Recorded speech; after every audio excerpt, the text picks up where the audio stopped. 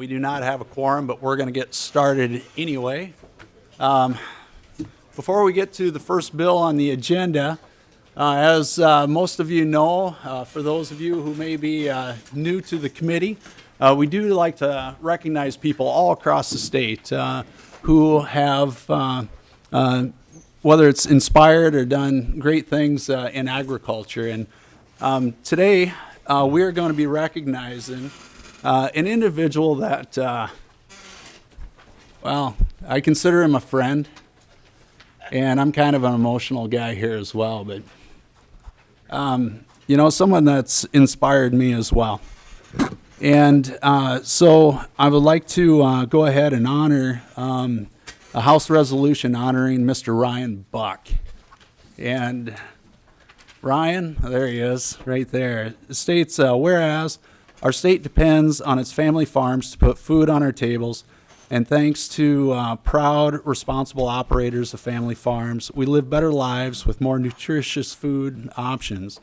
And whereas Ryan Buck is the president of the Minnesota Corn Growers Association and grows corn and soybeans on his family farm near Goodhue. And whereas Ryan has been farming for 11 years, and his farm grows 1,200 acres of corn and soybeans, and he helps custom farm 400 acres for his neighbors. And whereas when he's not working on the farm, he sells crop insurance, Ryan became an officer on his county corn growers board in 2005 and was elected to the MCGA board in 2009. And whereas besides farming and MCGA-related activities, Ryan enjoys deer hunting, turkey farming, traveling, and spending time with his wife, Lauren. I don't understand that one, buddy. We'll come back to that. Now, therefore, be it resolved by the Committee on Rules and Legislative Administration of the House of Representatives of the State of Minnesota that it thanks and commends MCGA president, former president, we'll come back to that as well, for his tremendous contribution to our state's agriculture commodity. It's dated April 6, 2015. Signed by Speaker of the House, Kurt Doubt, Rules and Legislative Administration, and the Majority Leader, Joyce Pepin, myself, and State Representative Tim Kelly. And members, one of Mr. Buck's claim to fame, when he went in as president of the Minnesota Corn Growers, I think corn was at about $8, and when he left, it was at $4. And that's like a $4 reduction. And I wanted to put that in the resolution, but you can thank Bratz here for saying no, that would not be appropriate. But Ryan, you've been a true inspiration and a friend. So please, congratulate.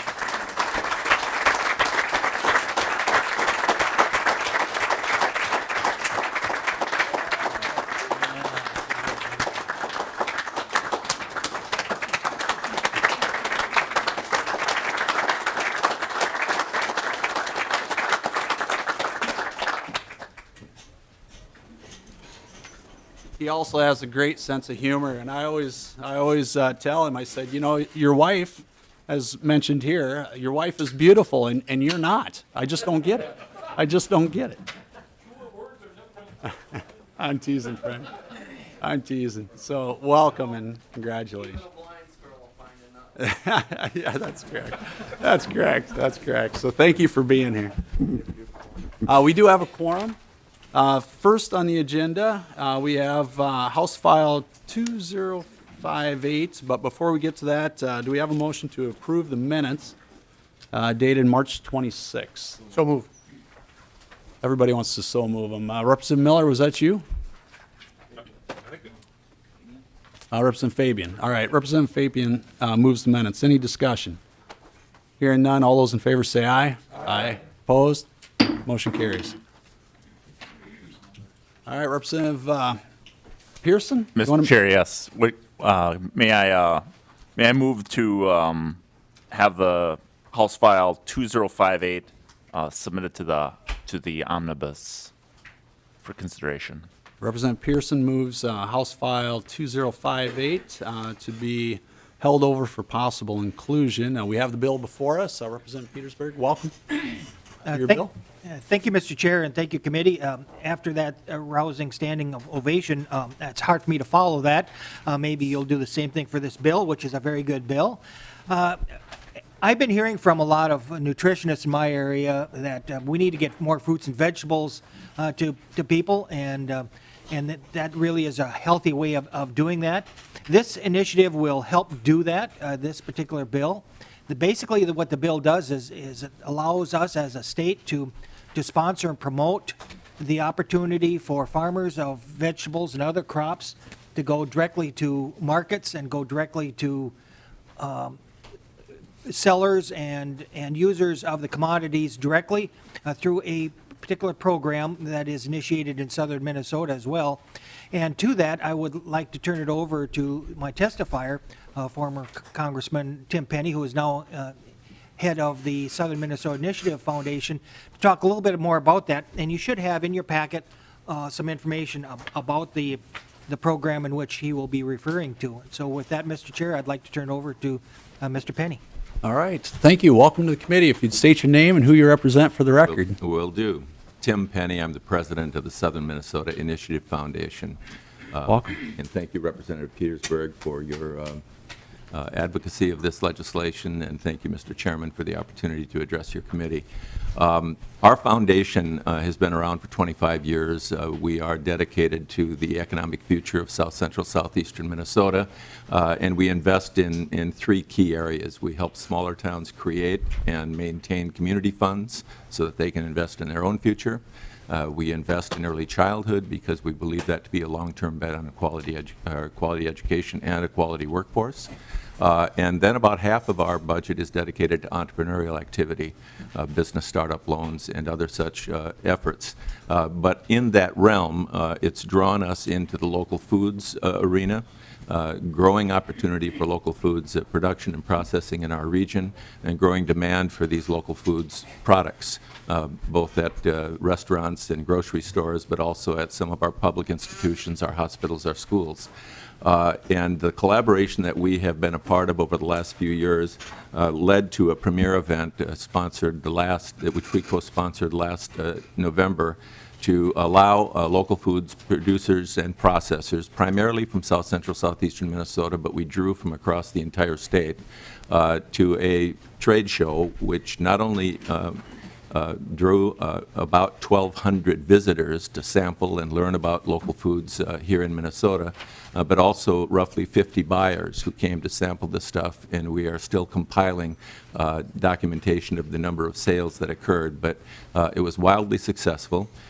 We sponsored the event along with the Mayo Foundation, along with Renewing the Countryside, and then Renewing the Countryside did get a local foods grant from the Minnesota Department of Agriculture to help support this event along with some other local foods activities. The legislation before you would allow the Department of Agriculture to continue to be a sponsor of this event, and we believe that would be great. On the fourth page, I think, of the material I gave you, it does list the various organizations that were identified with this event last year. We believe that the event will only get bigger and better as the years go by. We know that the Mayo Clinic, not only through its Mayo Foundation financial support, but through its promotional efforts with its employees and with those that are visiting the clinic, is going to help to draw an even bigger audience for this every year. We also know, based on surveys at the end of the event, that both the producers and processors as well as the buyers felt that it was well worth their time, and again, a lot of financial relationships were established between these producers and processors and various buyers. And so our mission is to create this as a premier event for the state of Minnesota to feature local foods. We know that this is increasingly a priority and an interest of the Department of Ag, but rather than turning to them for a sponsorship where I think they're currently limited to $5,000 sponsorships, we thought that it might be worthwhile to talk to this committee about the possibility of allowing the Department of Ag to become a sponsor of this event again in the next 2 fiscal years. So that's the purpose of the request, and you can see by the 5-page sheet that's been handed out some of the statistics that bear out the reach that this event had. My sense is that the department may use this money in a variety of ways, but it would be expected that one of the key uses of these dollars would be to support this annual quote-unquote feast festival. And with that, I think we both stand ready. Questions? Petersburg. Any questions for the testifiers, members? Any questions? So, Mr. Penny, I don't know if I should address you as congressman. Once a congressman, always a congressman. So, with do you see something like this being replicated across the state? Right now, our foundation is one of 6 rural initiative foundations, and we are in constant dialogue with our counterparts across the state about their interest in advancing local foods within their region. So I expect that at the very least, we're going to be including them in the promotion of this event so that producers and processors from all across Minnesota can increasingly look to this event as an opportunity to not only educate the public about the value of local foods and the growth of the local foods industry, but more importantly, to connect with potential buyers for what they're producing. All right, thank you. And the reason I bring that up is we have some bills around urban agriculture initiatives that I would see would benefit from people attending this event, and also there's some bills to do something very similar as it pertains to food hubs across the state as well. So when it comes to advertising, how do we get the word out, Congressman? Well, I should have copied one more page from our summary report. There was extensive advertising about this event accomplished last year to promote the event. We have, within the region and beyond, organizations that are involved with local foods and healthy foods that are helping to promote the event. So, again, I think we're going to get better at this with each passing year. But for the first time ever, a year ago in November, we drew 1,200 visitors to this event, and I think that's indication that for the event being a first-time activity, that we did a pretty good job of getting the word out. But we do have a committee that is working now to promote the event. And the main sponsors of the event, and you can see them again on that 4th page, are all involved in promoting this through their own circles. And assuming we can rely on the Department of Agriculture to be an ongoing sponsor of the event, I believe it can be integral to the kind of work that they are increasingly doing in the local foods realm.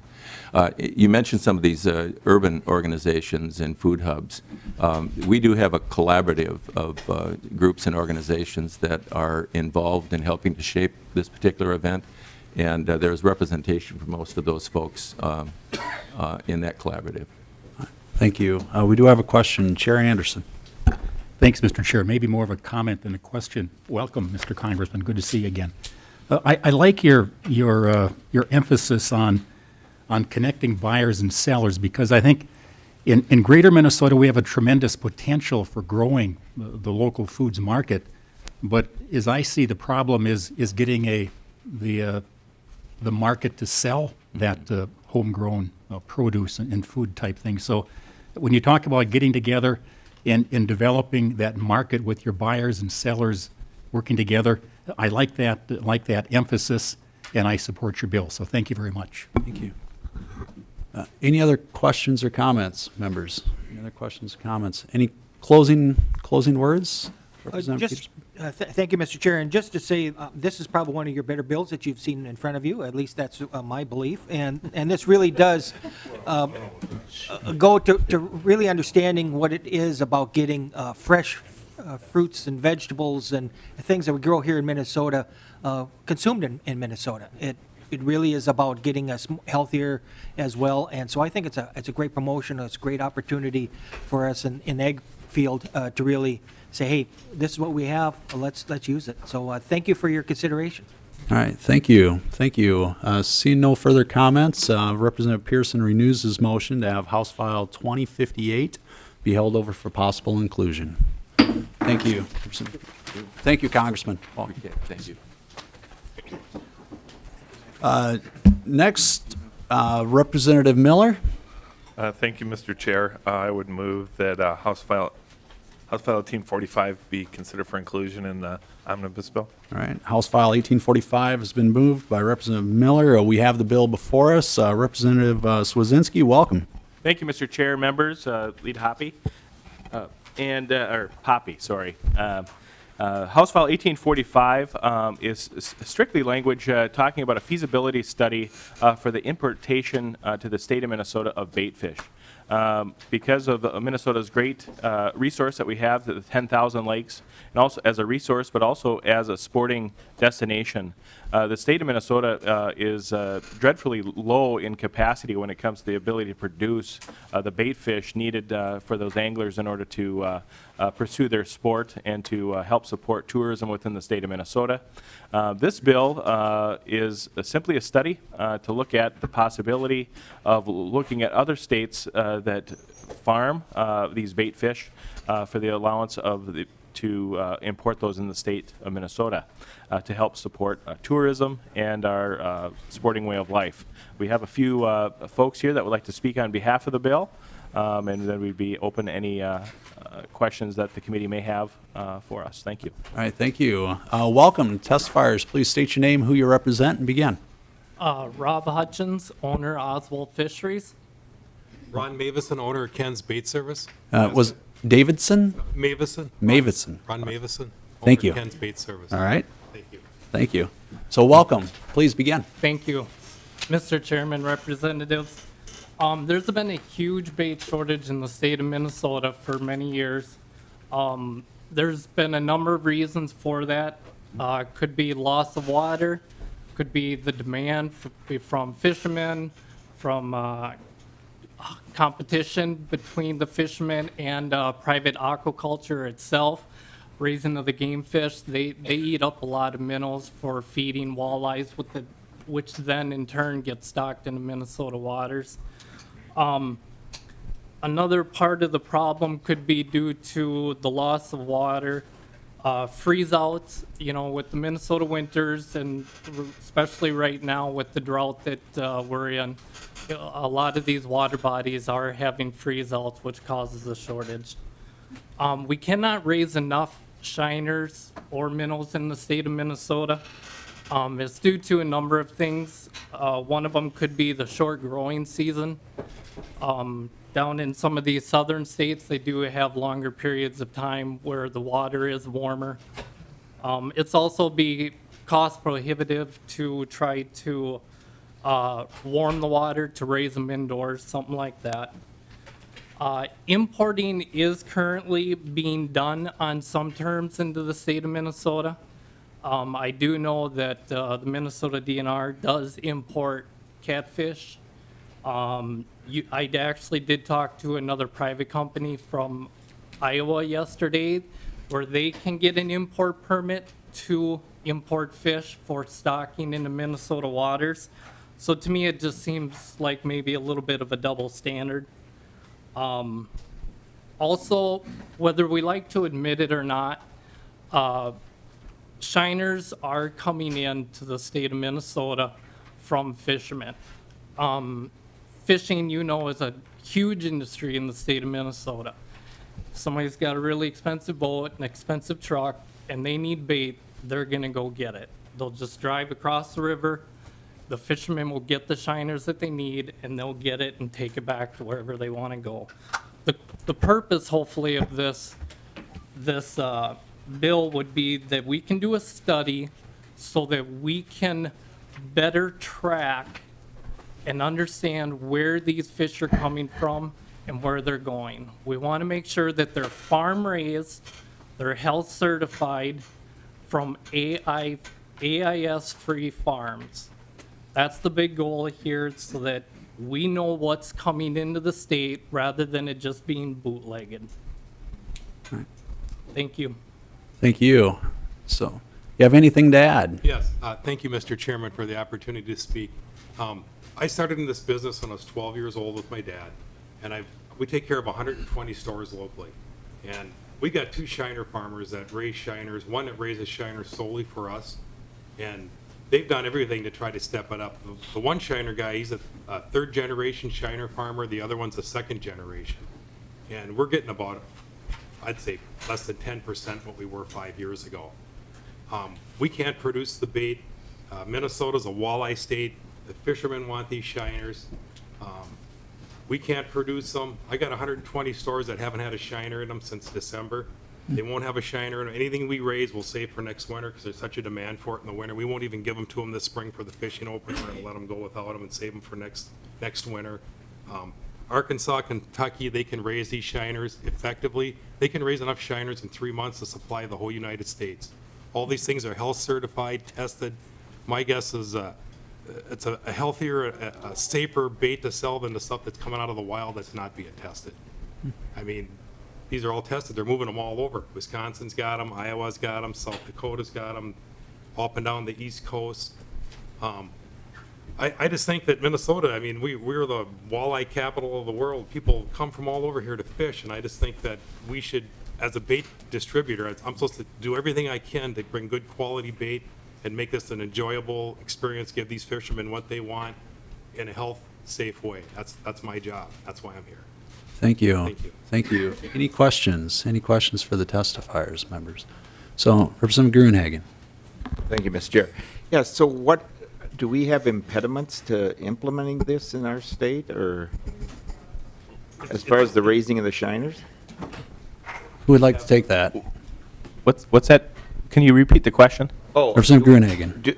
you know, why aren't we raising shiners in our state? Is there, Well, we are raising shiners in the state, but Mr. just, Matheson? we don't really have the right climate for them to grow them fast and the waters to do it. And the people that are raising them are getting less and less every year. They're almost hardly getting any. And these guys have tried everything. Representative Gruenhagen, follow up? it seems like Iowa, Wisconsin, North and South Dakota have it? They're importing. Oh, they're importing They're all too. importing. Oh, okay. All right. All right. Thank Thank you. Representative Anderson. Thanks, Mr. Chair.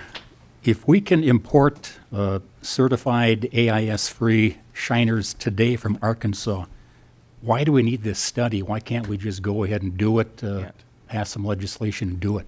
We'd like to take that question.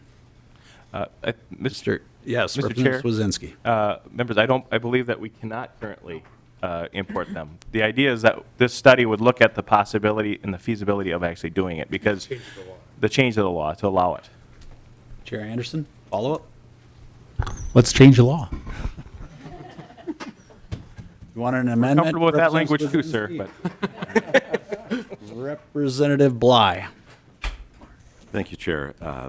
Well, I fish for walleye myself, and I am sympathetic to your, and I'm relieved by your comments about wanting to make sure that they're safe, bringing them in. One of my concern was bringing, importing shiners that might not be safe or might, cause other problems. So I appreciate your doing that, and I guess I would support Representative Anderson's comment about let's change the law rather than waiting it.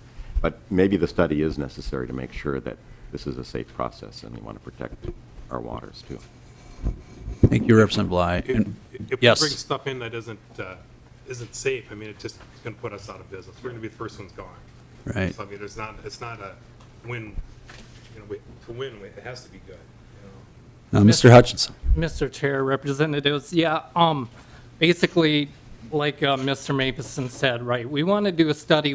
It seems like in the past, we've had some backlash from the DNR as far as we don't want to import, and the reasoning was different diseases, AIS, stuff like that. And we agree, that puts us out of business. I got to tell my 30 employees, I'm sorry, you got to go home. I don't have work. I haul bait all the way from Utah to the East Coast, to Vermont, every state in between. Every state from the Dakotas, Kansas, Oklahoma, everything east of there, you can import farm-raised, health-certified fish except the state of Minnesota. So if it's being done illegally, to me, we need to try to come up with a protocol to do it the safe way. If it's going to be done anyways, let's work together, both the experts, the university, the scientists, the DNR, let's work together and try to get a protocol put down. Well, Mr. Hutchinson, I believe in your opening testimony, you brought up a lot of the questions that we don't have answers to, correct? And that's why you're looking for the feasibility study? Absolutely. Yeah, thank you. Representative Bly, did you have a follow-up on that? No, I wholeheartedly agree. We need to make sure it's safe, and probably a study is warranted to try to establish the best practice for doing it. Yeah, thanks. Thank you, Representative Bly. Representative Lewick. Thank you, Mr. Chair. This is an excellent approach, and it's probably a long time coming. One, I guess, a little bit of advice would be to make sure that the groups that are going to be involved at this, they understand this is a legitimate commercial process here. And we've got, with the Department of Agriculture, they understand moving bees, they understand moving animals of all types, both within the country and internationally.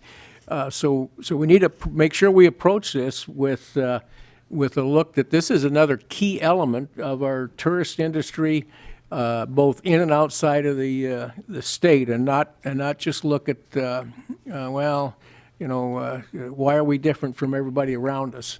That should be a stark indication that maybe we're not up to speed, and we just really need some attention here. And again, make sure that one of the primary goals here is to come up with a way that we can deal with this on a rational commercial basis, so our folks in all elements of the industry can compete here. It looks like, as the chairman or the other chairman indicated, we need the information here to fix this and do it fairly soon. Thank you, Mr. Chair. Thank you, Representative Lewick. Representative Miller. Thank you, Mr. Chair. I'm looking, and I didn't see in the bill, and it says fiscal impact not yet known, so there is no fiscal note on this, correct? Representative Miller, there will be. Okay, but it Yes. can't be much money. It's being held over, and so we will have a fiscal note. Yeah. I guess I would just, in light of the research that I've asked for, I think this is also good research because it's about economic development, so I think that's a good thing. But I hope this study can be done quickly and pretty straightforward, because this is an industry that needs to be taken care of, and the fact that there's several other states that already believe that this bait is health and safety. I hope we can come to that conclusion and get this passed even by next session, perhaps. Thank you, Representative Miller. Mr. Hutchinson or Mr. Mavison, do we know what the economic potential benefit would be to the state, or we would find that in the study we're hoping, correct? Mr. Chair, Committee, basically, I just jotted down some numbers, and this is just wholesale numbers because I don't do retail. My guesstimate is we're looking at approximate number for shiners of about 15,000 gallons that we're short every year, which is, it's only 1.5 million, but then you have to extrapolate that out to retail and then to the customer themselves. As far as fathead minnows, we're looking at an approximate number of 65,000 gallons of minnows that we're short every year, both the fishing industry and aquaculture itself, which, as you all know, is a multi-million-dollar industry in the state of Minnesota itself, which we hate to lose. And if we don't have the feed we need to continue, we just decline our numbers. But that's a $2.6 million at the wholesale level. And then, obviously, it grows exponentially. Yes. Just, Mr. Mavis. Mr. Chair, just to break that down a little bit more, since I work with the bait stores a lot, an average bait store, which would not be a big bait store, just a medium-sized one, would sell 10 gallons of shiners a week. Their profit on that would be $140 a gallon. If the minnows aren't so good, maybe $120. So these small-time bait stores, mom-and-pop bait stores that struggle so hard to stay open, are losing through the winter months $1,500 a week, Yeah. $1,500 a week. They're losing It- by not having this bait. It doesn't seem to get replaced by other baits like fatheads or suckers. I don't see my sales go up because we don't have them. It just seems like it's lost business for them. It adds up in a hurry, doesn't Yeah, it? yeah. Yeah, thank you. Any other questions, members? Any other questions? Any closing comments? No, appreciate the opportunity to come before the committee, and we appreciate your consideration for inclusion in your omnibus. All Thank right. you. Thank you. great testimony. We appreciate it. This is long overdue, I believe. So Representative Miller renews his motion to have House File 1845 be held over for possible inclusion. Thank you.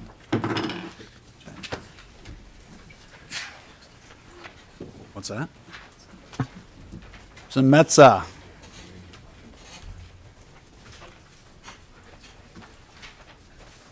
Nate, you want to go ahead and move your bill here to get it before us?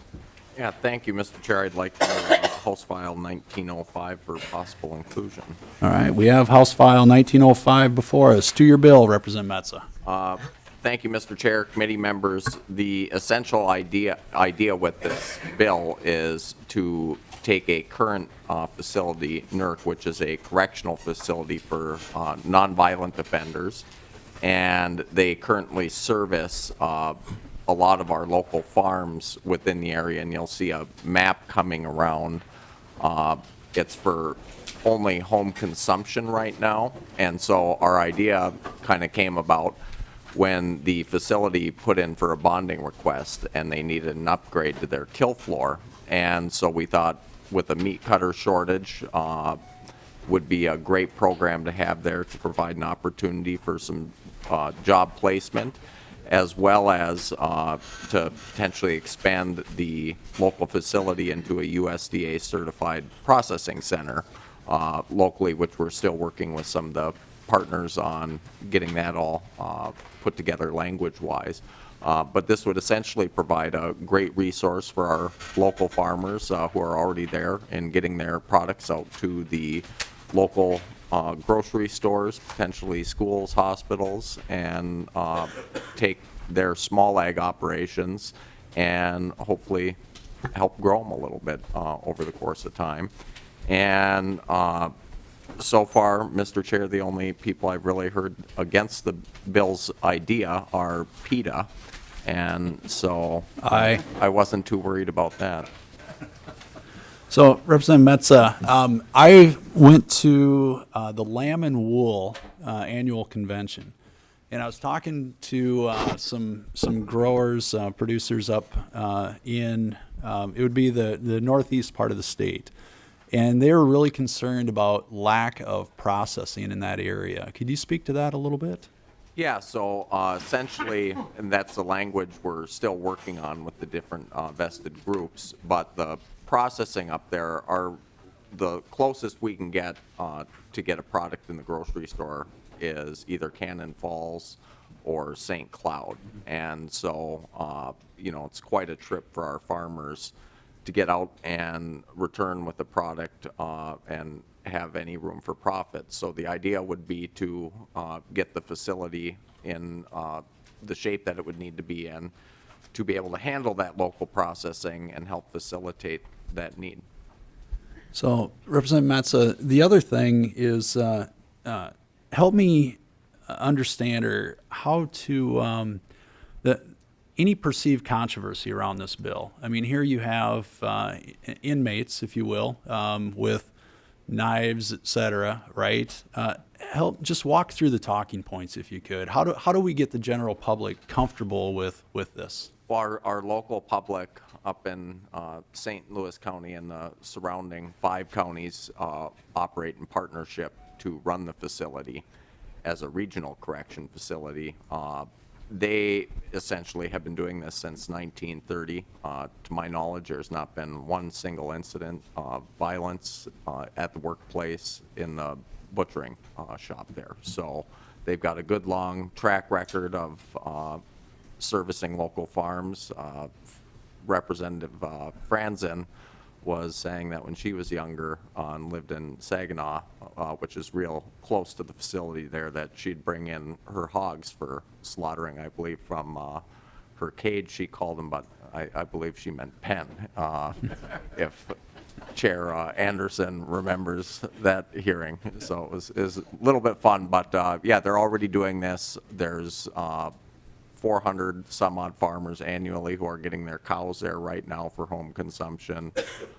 There's hundreds of chickens done every year for local farmers, and not any incidents there either. So Representative Metsa, there's been a proven track record, if you will. How do we ensure the public, what safeguards are in place to ensure the public that the food is safe as it comes out of there, in addition to what the track record? Yep, so essentially, what we'd be looking to build would be a fully certified USDA plant. They'd have the training program as part of it with our butchers, which there currently is a trainer up there. And we'd probably have to add a staff, some management for the program, but there'd be a lot of inspectors hands-on that would process it just like any other USDA certified plant out there right now in the state of Minnesota. All right. Chair Anderson. Thanks again, Mr. Chair. Representative, I appreciate your bill. Talk for a second about the size of this facility, and would this need to have a cash flow that works or is positive? And talk about the numbers that you would hope to process at the facility, ranging, you said, from hogs and cattle to chickens to sheep. Just talk about the economics of it. Representative Metsa. Thank you, Mr. Chair. Representative Anderson, basically the need, I guess we'd see what's out there. I don't currently know. I had a meeting in district over the break, and about 20 local farmers showed up and expressed interest. I'd imagine that number would grow. Some of the farmers sent a team member, so to say, and they spoke on behalf of about 3 or 4 local farms. And the facility itself is already being funded by the state of Minnesota, and so the additional cost would be kind of what you see in the fiscal note, which I believe is $90,000 in 16, $90,000 in 17 to get it running, and then $15,000 each year after that. And so I'd imagine once it grows into a full processing center, it might be a little larger of a cost, but at the same time, we'll be getting a return benefit as those low or nonviolent offenders get released back out and get jobs. So I would hope that it would break even for Minnesota in the long run. Right. Chair Anderson. Representative Johnson. Thank you, Mr. Chair. And Representative Metsa, I just want to compliment you on this bill.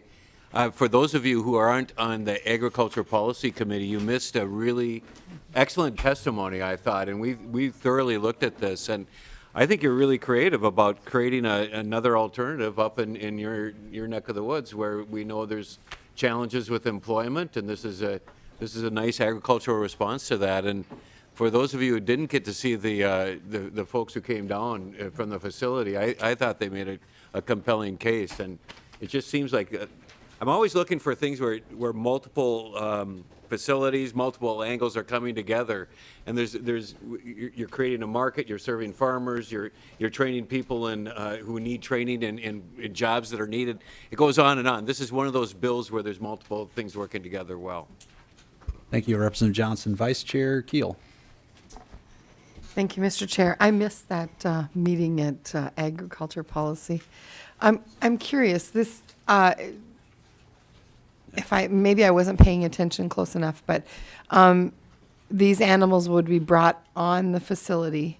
Is that correct? Correct. And then inmates would do the butchering or learn how to. So initially, excuse me, when they start learning how to cut up meat, I'm assuming that the first practicality is education, so there's a little bit of a weeding out of someone that might be a higher risk. Would that be, do you know how that works? Representative Metsa. Thank you, Mr. Chair. Representative Keel, essentially my understanding is right now they already have a program coordinator who focuses strictly on the meat cutting aspect. They handle all their own, I should have maybe mentioned this previous, I've had quite a few stops, so I'm leaving out a few of the details. But the facility itself right now already is self-sufficient in terms of they supply all the meat, or I shouldn't say all, a majority of the meat that they consume there, a majority of the vegetables, so they're unique in that way. And this essentially is a program already where it's a work farm. There's 150 beds out there. And so as inmates come in, they get tasked with something that they're comfortable with. And I'm sure through the course of their stay, get weeded out of a few different things, potentially gardening being one of them too, if they don't enjoy that. So. Okay, Vice thank you, Chair Keel? Mr. Chair. All right. Representative Sundin. Thank you, Mr. Chair, and thanks for bringing this forward, Representative Metsa. I actually live closer to that facility than any other representative. There's never been any issues as far as security surrounding there, and my family has benefited from some of the programs that are existing there. They run a greenhouse, they run the butchering services. We've taken advantage of that with some of the chickens that we bought, that type of thing. My neighbor was actually incarcerated there for a year, and he didn't want to leave. The shop where he was being trained in woodworking, that type of thing, they do have an excellent program for developing vocational skills for these people. I think this is an excellent addition to that facility. Thank you. Thank you, Representative Sundin. Representative Metsa, you talked about the bonding bill request. Is this contingent on the bonding bill and as far as the implementation date around all this, as far as the fiscal component? Yeah, so essentially, I think that the fiscal side of it, we'd want to get the program designed and functioning properly. So I think that it can move forward with this current number attached to it. And with the bonding, it would be contingent on getting that done. I know it's the Commissioner of Corrections is in support of it. They put in the request for the bonding because the current facility is outdated, and because it's state-run, they assume that it's included in the governor's emergency bonding request. So it is contingent on it, but the work can still get done and wouldn't hold it up. All right. Thank you, Representative Metsa. And Representative Metsa, do we have an idea about how many people could potentially come out of this program and therefore be productive citizens in this industry? Do we have any idea? Mr. Chair, thank you. I think that there would be probably a couple dozen a year potentially that could come in and out. It's a rotating facility, obviously. Not everyone's there for the same amount of time, but they will have a regular crew of folks going through, and I could get back to you once we have a better idea of what that is. But I know with 150 people there, I'd say a dozen or so would not be out of the question. Yeah. So, Representative Metsa, the other thing is in your title, butcher is not defined in statute, right? And I keep asking myself, one, what is the right thing to do? Second, what are the politics around all this? We definitely want this to work for everybody, and some of the stigma that may be perceived around this or whatever. Would you be willing to work with us on verbiage and language around this as well to help all the stakeholders, if you will? Yes, Mr. Chair, that would be no problem. All right, thank you, Representative Metsa. Anybody else have questions?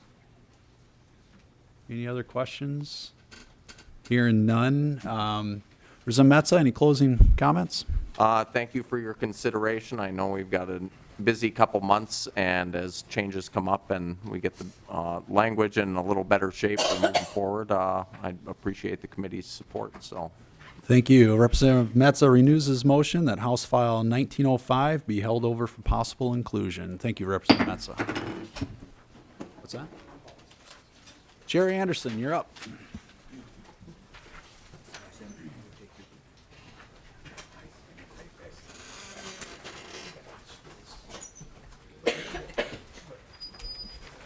Jerry Anderson, would you like to move your bill?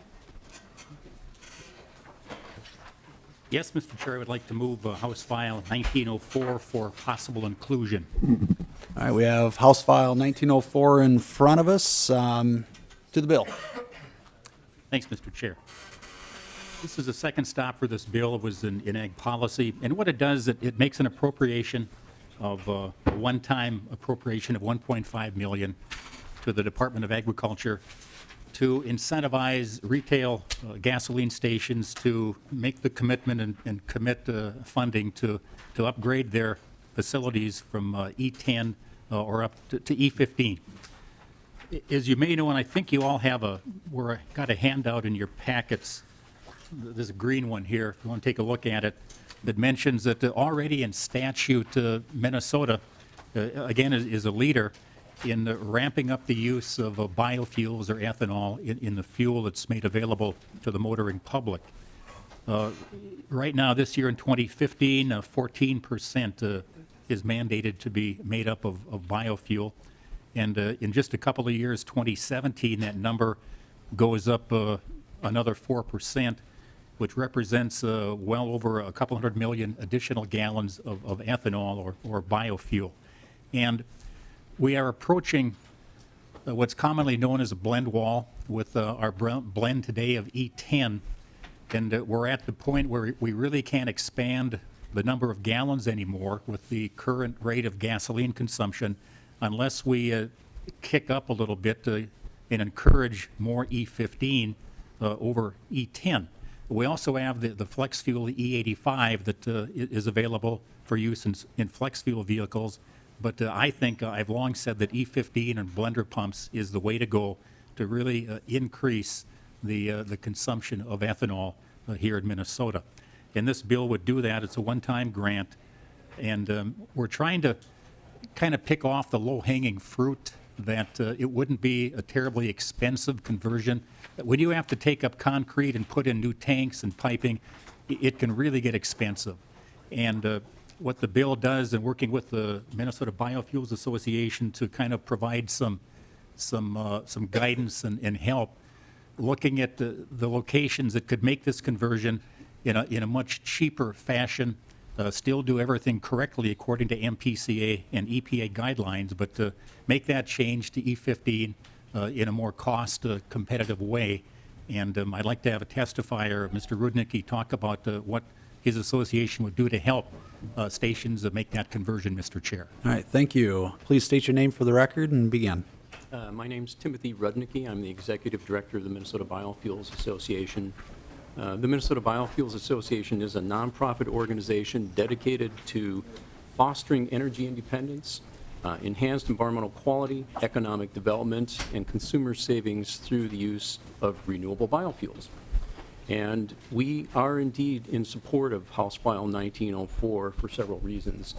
We surveyed about 1,700 fuel retailers across the state of Minnesota, and we have come to understand some of the technical issues they face and some of the regulatory barriers that they're confronted with.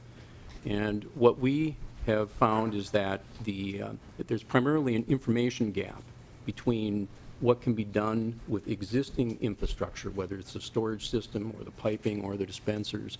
And there's also lots of information needs and requirements and technical support that's required to take advantage of some of the existing infrastructure to make E15 available to many consumers. In fact, right now, approximately 85% of the vehicles on the road today can use E15, which is a blend of 15% ethanol and 85% gasoline. No additional modifications need to be made to the vehicles. We can immediately begin reducing greenhouse gas emissions. Consumers can begin saving anywhere from 7 to 10 to 20 cents a gallon for E15 while still getting a higher blend of octane, which is good for engines. And we can also begin a new pathway toward the biofuel requirements in law in the state of Minnesota. So we are in firm support for House File 1904. Thank you. We do have a question. Representative Miller. Thank you, Mr. Chair. It's not a question or a statement. It's a little bit of a grouse. I think what you're doing is fine. Early in our session, Mr. Chair, we had some people come in and present on the E15, and I think what they want to do is good. But the obstacles to this, I think, really reside in some discussions in other committees. The regulations are really burdensome. I saw some firsthand experiences in my district of people that wanted to do the E15, and it was difficult to get out there. And now I see we're spending potentially $1.5 million on regulatory matters. So we're spending money to overcome the regulations that are obstacles to move forward on the E15. And so I think we need to move forward with this because I agree, I think this is a place to expand. But I just really want to state, I guess, officially that once again, that I think there's some other parts of our government need to be fixed if we're truly going to move this forward. And when we have to spend money to overcome other parts of the government, it just makes me a little bit grumbly. So thanks for my opportunity to vent. I'll be quiet the rest of the Thank you, Representative Miller. Gary Anderson. I would just add, Representative Miller, and I agree with you, that regulatory burden is, most would say, is extremely high. But most of that comes from Washington. It's the EPA. And the state MPCA is delegated to carry out those EPA regulations. And again, you can have a whole array of cost figures to convert a station over from E10 to E15. And this bill would attempt to work with those that can do it in a pretty cost-effective way and not have to, again, take up concrete and do some of the things, maybe putting in a different valves and things like that, or maybe a dispenser. But trying to get as much bang for the buck as we can, if you will, out of this bill. Right now, I think we have 19 stations in the state that offer E15. It's ramping out really fairly slowly. I think we're maybe the leader in the nation with those 19 locations, but we need to get more out there as we, again, try to work through this blend wall and get more product into the marketplace. And in E15, Mr. Rudnicki mentioned the cost is cheaper, and you really have no mileage deduction with E15. Your mileage is about the same as with E10, so it's really a win-win situation, Mr. Chair. All right, thank you. Any other questions, members? Any other questions? So, I'm sorry, Representative Bly. Yes, thank you, Chair. That's not really a question, but since we had one grousing, I'll grouse a little bit too. And once again, we're going down this path saying how evil regulations are, and I really have great concerns about that because I think we're dealing with products that we need for our economic development, certainly, but we also need to protect people and protect people's health. And if regulations do that, if they speak in I view regulations as an extension of democracy, where we're hearing from the rights and protections of other folks within our country and society. And I can see that it makes sense to make sure that when we advance something and we're going to do something to create economic development, that we are sensitive to regulations which protect people, protect our health, protect our communities. And I think it's important to take that into account and not just assume that every regulation is evil. We tend to not be able to see the regulations that benefit us, that make us, do well and all of that, but it's only when we feel impinged in some way by, or inhibited in some way by a regulation, that it becomes oppressive or offensive, forgetting that those regulations may well protect someone else from a bad effect or something. So I just wanted to put that out there as part of our conversation. Thank you. Jerry Anderson. Thanks, Mr. Chair. Representative Bly, I agree with much of what you say, but in this bill in no way would intend to circumvent any regulation. It, again, would look at those locations where not a lot of changes have to be made to do it safely, and we all want that. So just to clarify that point. All right, thank you. Yes. Mr. Chair, members of the committee, it's one other regulatory and safety issue I would like to bring to your attention. With respect to E15, this is probably one of the most thoroughly tested fuels we've ever had in the entire United States. The U.S. Environmental Protection Agency has been involved, the Department of Energy, the National Renewable Energy Lab, Oak Ridge National Laboratory, 6 million miles of testing and nearly 3 years of in-field use. So I respect and appreciate the concerns about regulations, and I do want to underscore Representative Anderson's point. The whole intent is to make sure we not only comply with but exceed the standards that are set. And we're very excited about this bill because we think this is the way to do it the right way. And thank you very much for your support. Thank you.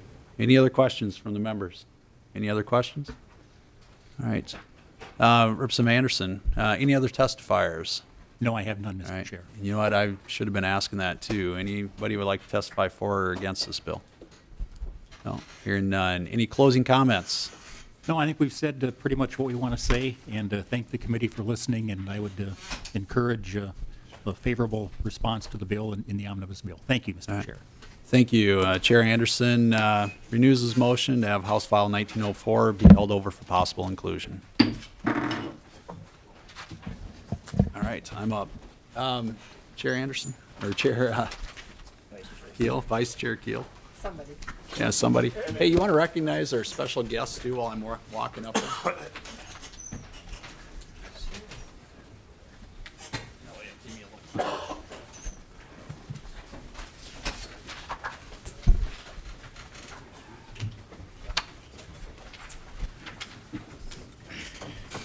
Well, members, I understand we have the FFA from Aiken here today.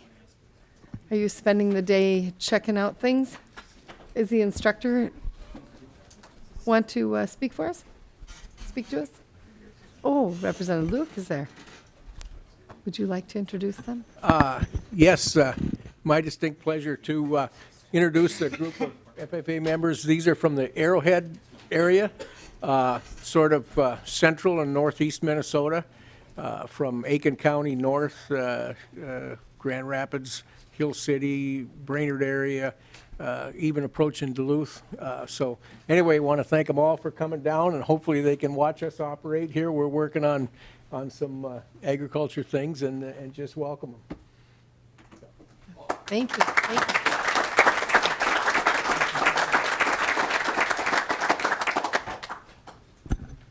I hope you enjoy the day here in St. Paul. Are you here for more than one day? Just for the day? We thank you for your time and the recognition, members and Chair. We happen to come down for a Youth and Government Day and exposure to the operations. It's just a real pleasure that we were able to make our schedule work to sit in on a committee and see some of the formalities and operations on topics we follow. So thank you. Awesome, thank you. Yes, we are going to talk about the importance of agriculture and education and research. So I believe that's kind of your interest, right? Mr. Chair? Well, thank you, Madam Chairman. And before I move the bill, you know, if they want to designate one spokesperson, we could probably have time, Madam Chair, bring them up and they could address the group. That's always fun, and I love putting people on the spot too. So be thinking about that. So, Madam Chair, I would like to move House File 779 to be held over for possible inclusion. Mr. Chair? And I believe there's a couple of amendments. Yes, you have DE1. Yeah. Oh, I'm sorry. Oh, okay. Okay. So could we go ahead and do the DE1 to get the bill in the shape? Did you, you probably wanted What's to that? talk about your Wait a bill minute. first. Okay. I'm going to talk to staff here. So what this bill is this was brought forth by various, I say various commodity groups, but I think all the groups representing agriculture across the state. They went ahead and got together and brought forth a proposal to focus on agriculture research, education, and also rapid response. And so this was the idea that, like I said, a number of groups brought forward. And I do have some testifiers that I believe would speak to the bill if we want some additional information. But this is a work in process as well. We're taking information that we're receiving during the committee, taking all that into consideration because we want a good solid bill as well. And Madam Chair, I see Mr. Nisley's here and he's going to tell me something about the amendments that I may or may not know.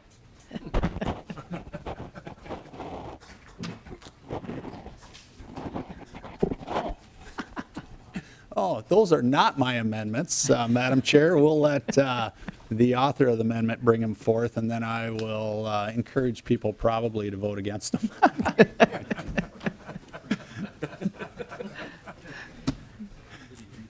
Mr. Chair, which do you wish to do now? Bring your testify? It's up to the author of the amendment. Okay. The author of the amendment is Representative Bly. Would you like to address them? Thank you, Chair. Yes, I would. And Representative Hamilton, I'm not going to push these amendments. I'm not going to ask for a vote, but I wanted to have these amendments out there so that I could speak to some of my concerns about the bill. And both amendments address those concerns. One is that I'm not at all in disagreement that we need more research. I think that in that respect, I'm supportive of the bill. I think we do need agricultural research. I have concerns about a board that appears to me not to have any oversight and is spending tax dollar money. That concerns me. And so if there's a way to have a board that can be have some legislative oversight or something that that shows that would make me more comfortable. The other issue has to do with the makeup of the board, and you know, it reminds me a little bit about saying that we don't expect agriculture to change fundamentally from where the kind of power brokers are right now, and I guess I'm not certain that that's the case. You know, I mean, I think that knowing from the years I've been in the legislature, and as I see, for instance, the organic sector growing, and there being greater and greater demand for that kind of agriculture, and other stakeholders that I don't see represented on the board necessarily, I'm concerned about putting in place a board that that may continue the status quo without looking at what other possible changes might come down the road that may be important for us to consider as far as research and things like that. So I'm a little bit concerned about that and wondering if there's a way to remedy that or to think about how we might talk about the board and its makeup. And I mean, you know, this is a little absurd, but, you know, for instance, if we had a board we were doing on economic development and we made sure that the board members were like from the buggy and whip folks, and then 100 years later we realize, you know, the world has changed. They're no longer really a player in all of this. So, and I recognize that's kind of an absurd comment, but still I think there's something to be considered when we look at how we shape a board and the future that we're projecting out there. So if you could respond to a couple of those concerns, I'd really appreciate it. And as I said, I'm not going to push these amendments. Yeah. Chairman Hamilton. Madam Chair and Representative Bly, thank you so much for the thoughtful dialogue. And that's why I truly like serving on this committee to where we can make this even better.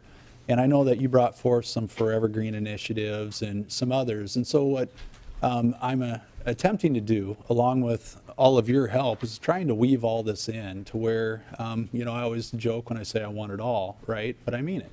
When it comes to agriculture, rural, urban, if you will, when it comes to all types of productivity as well, and methods of producing this. And that's where on this bill here, it's addressing production research, right? Not so much the method of how, but various production research. And so I want to get it right as well on the bill. And the first thought was, how do we capture additional dollars? Not only the state dollars that we're investing in this, but how do we capture other dollars, whether it's through the checkoff or whatever, so that we can continue growing that resource, that additional dollars. And then this would be information that's available for everybody, right? So we're not trying to exclude anybody in what they're doing as far as the method of practices. This is specifically to, you know, that production component, if you will, to where if you had seed research, for instance, anybody can use that seed, whether you want to grow it organically, traditionally, conventionally, you name it, you would then be able to choose.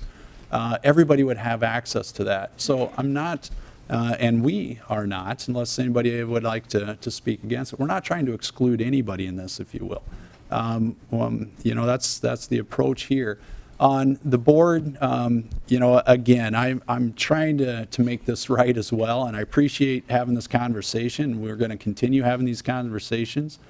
We do have a couple more stops to see if this is the right makeup. But again, we're trying to be able to secure additional dollars, not only what we're investing here for the human capital at the universities, et cetera, but also have the additional dollars to actually fund the actual research, if that makes sense. So again, I appreciate the open dialogue, and if we would please, I'd be more than happy to continue these conversations with you and anybody else on this committee, because like I said, I want it all, if that makes sense. Thank you. Is there anyone in the audience that would like to testify on House File 779 in favor of? They all do, Madam Chair. I guess so. Well, let's ask if there's anybody that would like to testify in opposition of this House 7. Okay. Would you please state your name and identify who you represent? Bobby King with the Land Stewardship Project. And it's a qualified opposition, I'd say. Some concerns with the approach, though we support the overall goal of trying to get more money to the university for agricultural research with strings on it that make sure it gets spent on agricultural research. And we've devoted a lot of our resources to trying to accomplish that in past sessions. So we strongly support that goal, but then we have some concerns with how this bill goes about achieving it or trying to achieve it. And one Representative Bly brought up is the makeup of the board. We don't think it fully represents the breadth and diversity of agriculture in our state. For example, there'd be no apple growers on it. There'd be no representative of minority farmers. There'd be no one necessarily representing grazing interests or sustainable ag interests. And we think that's an oversight. And also, I wanted to pass something out to the committee. I think it could be real unwieldy to appoint a member of every single state and federal commodity group. Here's a list of those. Could I get these to committee members? There's 13 state commodity groups and 23 federal commodity groups. So, for example, there's 2 that represent potato growers at the state level, 1 at the federal level. So we'd have 3 people on this board who represent potato growers, but nobody representing apple growers, just as one example. Also, that would put us at a board of, let me do my math here. That's 36 commodity groups at the state and federal level. We'd have a board of well over 40 people. So it's problematic, we think, that it's such a large board, but yet it leaves so many important interests off the board. Another concern is there doesn't seem to be any transparency or accountability built into how this board operates, and they're going to oversee potentially $18 million of tax dollars a year. It isn't clear if the meetings will be open to the public. It isn't clear how their decisions will be reached, and it's not clear how their decisions will be announced. So we feel like this is a lot of public dollars that needs some very meaningful oversight. The other thing, the last thing I wanted to mention about the bill is, while we keep talking about the university, and we support this money going to the university primarily, though there might be some other entities that could receive it too, that would be worthwhile. The bill does in no way limits the money to the university. At line 2.10 and 2.11, it says, including but not limited to. So we think it's problematic that this board that's not as diverse as it should be, that's going to operate without accountability, is going to oversee $18 million a year that can go almost anywhere. So we do strongly support getting CFANs more money dedicated to agriculture, but we think there's some flaws in this bill that should be addressed. Thank you, Mr. King. Chairman Hamilton, do you have any comments? Thank you, Madam Chairman. And, Mr. King, we have been working very closely with you and others on our advanced biofuels bill, and we made huge concessions, if you will, in order to take language that you and others were promoting. And with that, we said we need support on the research dollars to go along with it. If you're wanting to obtain those aggressive goals, which we have supported and continue to support, said we're going to need to have support on these research dollars too. They do go hand in hand. And I'm a little confused with the testimony as well, as far as criticize the number of people on the board, but wanting to put additional people on the board. I'm a little unclear with that. Madam Chair, we are doing our due diligence around this. I am a firm believer and supporter in transparency as well. I believe if the language isn't here, it will be talking about as far as notifying the public, notifying members on the ranking member and the chairs of the committees as well, on when they're going to be taking place. The meetings are going to be taking place, taking full minutes of those meetings so that, again, everybody fully understands what is going on, because transparency in this process is of the utmost importance. I'm trying very, very hard to work with all groups on this, and when we are coming to agreement on bills as they continue to move through the process, I would like all folks to I guess recognize and embrace and maybe even honor those agreements, Madam Chair. Thank you, Mr. Chair. Can we ask if there's any other testifiers that would like to comment at this time?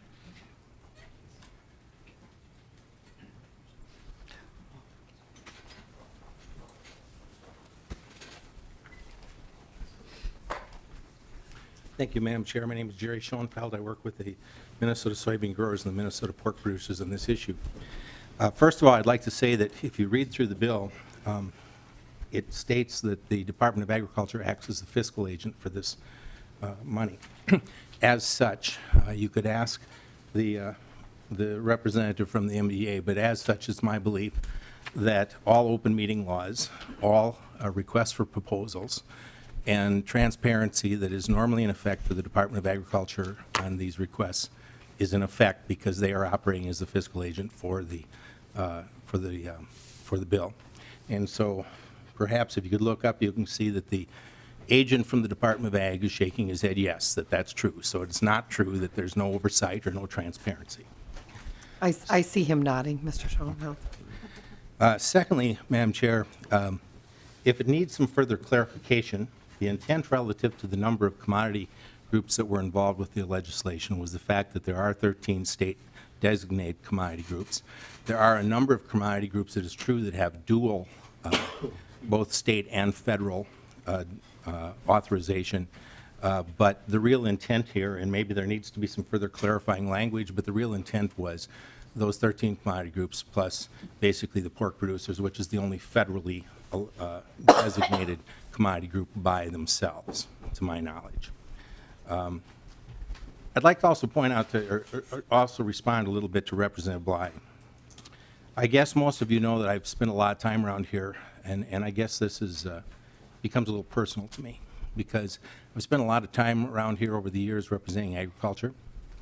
I can tell you, I hate to tell you this, I did watch at least on television the Passion play the night before Easter, and I suppose my minister would be angry with me for what I did on Sunday morning. But when I awoke out on my farm in my little log cabin that we built out there next to a pond that we built, we listened to the church bells at 6:30 in the morning, and my wife and I did our religious efforts privately in the morning. But I want to tell you what I did a little later. Later in the morning, odd day perhaps on Easter Sunday, but like most of you, we were home.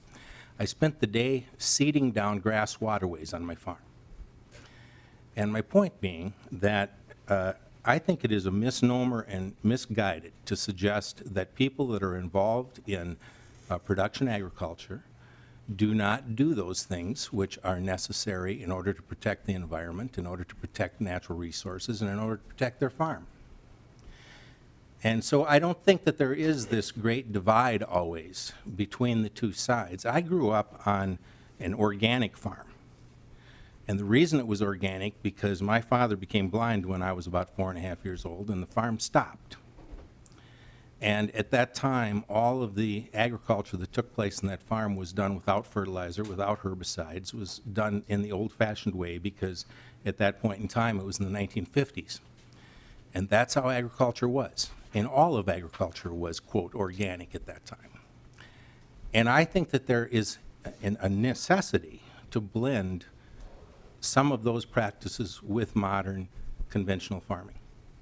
And I think many farmers do that. And I know that in terms of commodity groups and commodity councils, they look at a number of things, and particularly those things driven by the marketplace.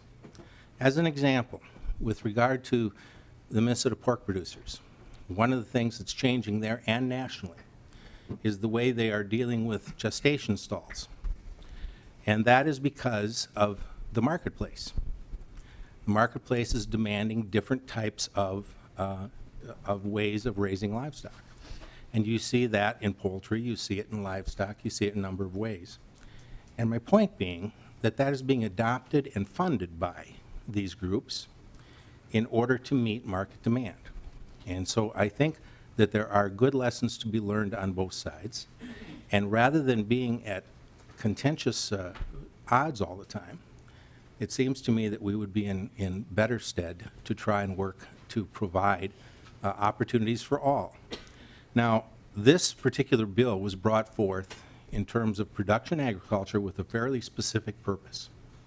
And that was to help feed the world as we look at some of the numbers that show us by 2050 that the amount of food in this world is going to have to double.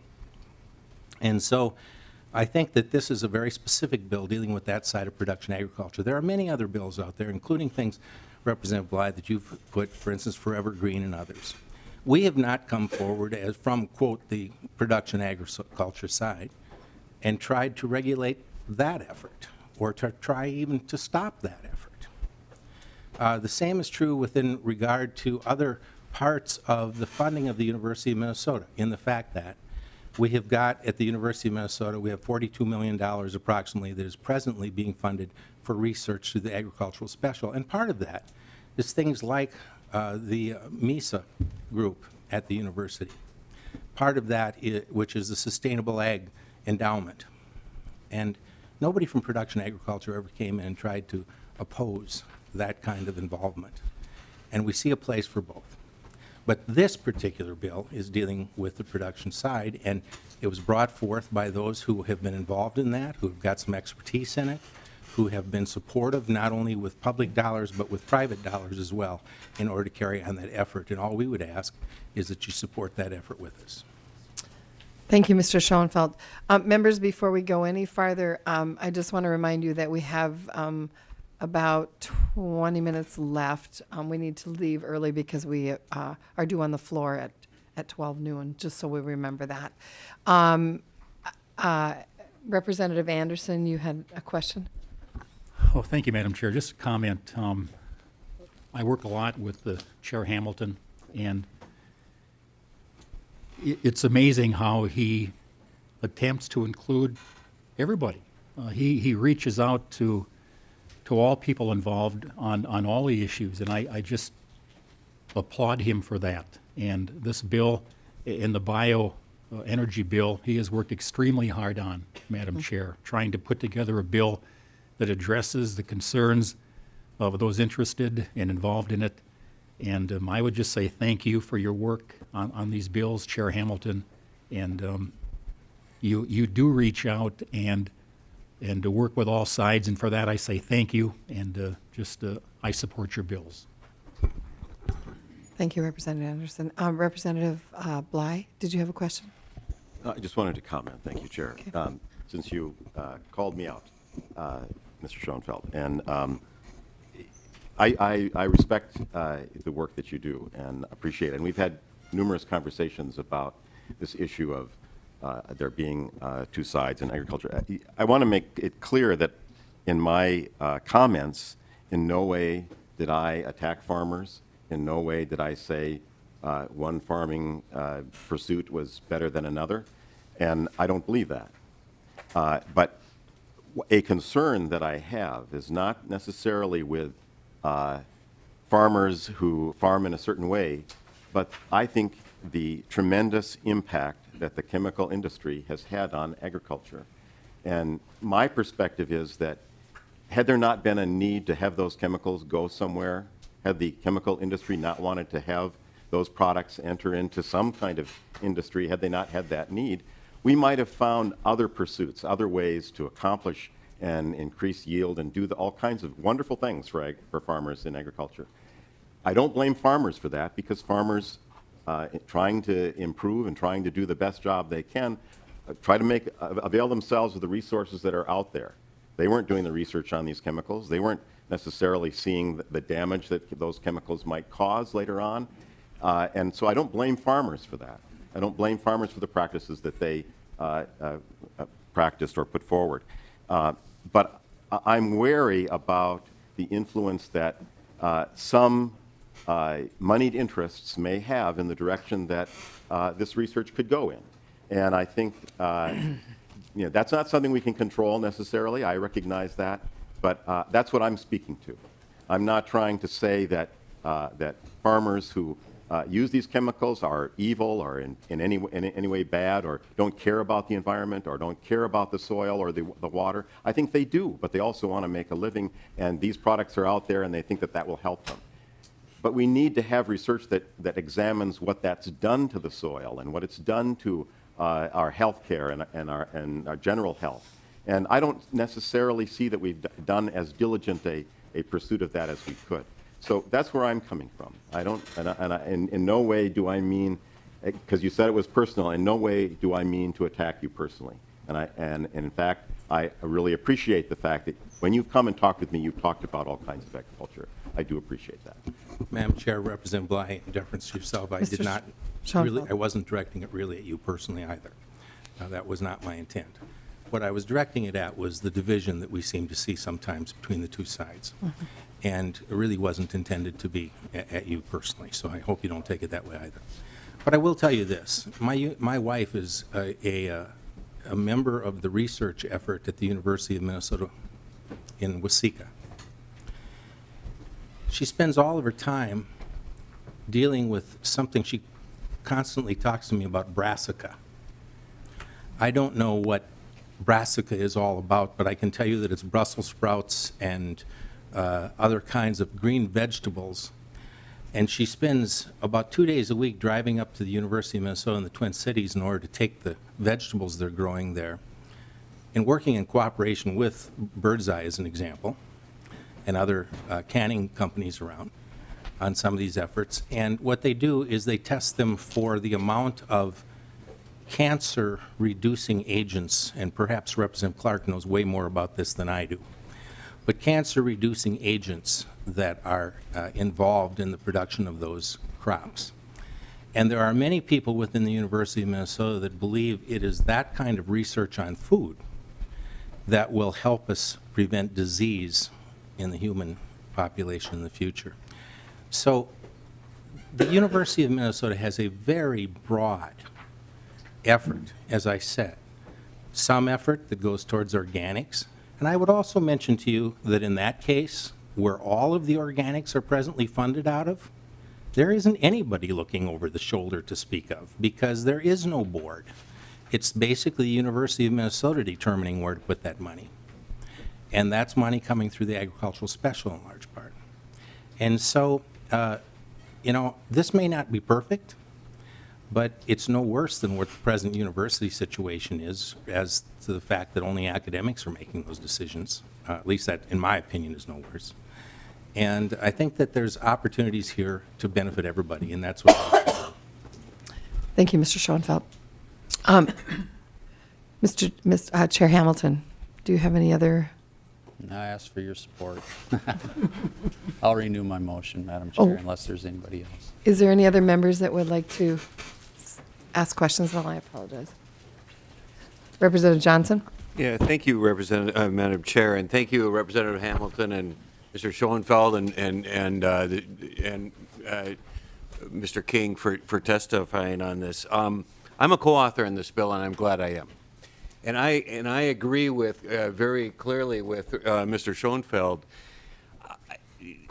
There's an elephant in the room, and that it's called water and it's called agriculture, and that's an issue that we're facing in Minnesota right now. And it's a larger issue than this bill. It's a larger issue than the biofuels bill, but it exists. And I am one of those who feels really clearly that those who promote clean water and those who promote agriculture are in the same room and are in the same vein, and that there's a lot of room to work in the middle here. And I think one of the challenges actually for this session is to somehow work that out. And there's a lot of dynamic with that. And I could go on and on with that. This bill is also important in that it does provide the public research that we need, that family farmers need. And that fundamentally what this bill is about is making sure that we have public research dollars going into agricultural research. The focus is appropriately in high production agriculture and increasing yields and that sort of thing. As we talk about, if we're going to talk about if there are to be more buffers, the implication is that there's also less land to farm. And that implies that we need to have increased yields. So there's a lot of interlinkages here. My concern for this bill, and along with my support, is that I think it can have a better board. If we were sitting together as a group of citizens in Mankato trying to put together the local food shelf, we would try to have the strongest board we could have. And I think the focus of the board with the commodity groups as it's set up, it makes good sense. But there's also room, I think this board would be stronger and I mentioned this in the policy committee, I still think it's true, that if we had some environmental experts on this board, particularly those who focus on water, if we had on this board someone who brings the consumer viewpoint on it, that was brought up, consumers are changing with respect to the pork industry, I think that would make this board stronger. And then the other thing is, for 2 years I've talked in this committee about is the value of developing new markets as agriculture changes. So the ag econ part, I think is really important. And I just think there's room on this board. I'm just asking you, Representative Hamilton, to take another look at the board, how it's configured. Yes, it's research towards high production agriculture. I agree with that. That needs to be done as public research. That needs to be done for our family farmers, et cetera. But a stronger board, I think, would make this a stronger bill. And so that's my comment on it. Thank you. Chair Hamilton? Thank you. You know what?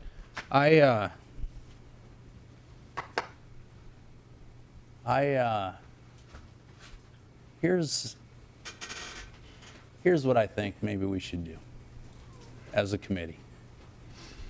Maybe what we should do is do what you had just said and sit down and talk in an open forum, just to discuss the ins and outs. Where am I going with this? I come from a meeting where not everybody appreciated what was in the bill, right? That happens, obviously. And when it comes to agriculture,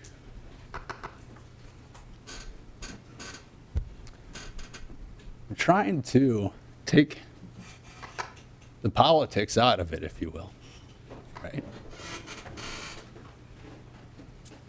And I keep saying, I want it all. I want it all. So I'm going to need some help, right? As it pertains to the department's fee increases. As it pertains to the department's additional FTEs to promote food safety. As it pertains to other interests when it comes to the environment and others. We all want that. As it pertains to educating people and giving them a second chance, right? I want it all. It's been a tough morning. Has been a rough start. Representative Hamilton, I don't mean to cut you off. Representative Gruenhagen would like to make a comment, right? And we would still like to get the FFA students in, so just a reminder. Okay, very quickly. Thank you, Madam Chair. Thanks for bringing this bill forward, Chair Hamilton. But, just based on the discussion, I'd say one thing. One thing I've observed as a public official and being a owning my own businesses and watching how business operates, human nature in general tends to swing to extremes, okay? So I think for a while in our country, we went to extreme chemical use, and now it seems we want to go to, in the environmentalist area especially, no chemical use at all. And what I find is that even the science nowadays has been corrupted to a certain degree by political ideology trying to support those positions. And so keep in mind that I think if you use something to excess in any area, it can be damaging to you. And I'll give kind of a poor example. If I eat candy all day, okay? Representative Zerwas. Yeah, it probably have a detrimental effect on my health. So, if the rest of you would be a little bit more balanced like I am, and not on the extremes, okay, we could probably come to a reasonable conclusion, okay? But anyway, that's just an observation that has served me well as a elected official and just in my business per se. Thank you. Okay. Representative Johnson, just quick. Thank you, Madam Chair. And Representative Chair Hamilton, I want to say real clearly, you have set this committee up for you to get the help you need. Be open about what you need. There's a bunch of us on this committee that want to work with you. We want to have the best farm bill coming out of this Agriculture Committee, and we're able to do that. And this is a matter of dialogue. I'm seeking to improve this bill. It's all the bills coming through, and we'll work together to make sure we have a strong bill coming to the floor. Thank you. Chair Hamilton, would you like to make any other comments? Shall we invite our FFA students? Yes. We are going to lay this over for possible inclusion, correct? Thank you, Madam Chair. Okay. Yes, I'll renew my motion to have this be held over for possible inclusion. Thank you. The motion. Then we'll invite our FFA students for a quick conversation. If you ladies would like to come forward, introduce yourselves, and have a seat there next to Chair Hamilton.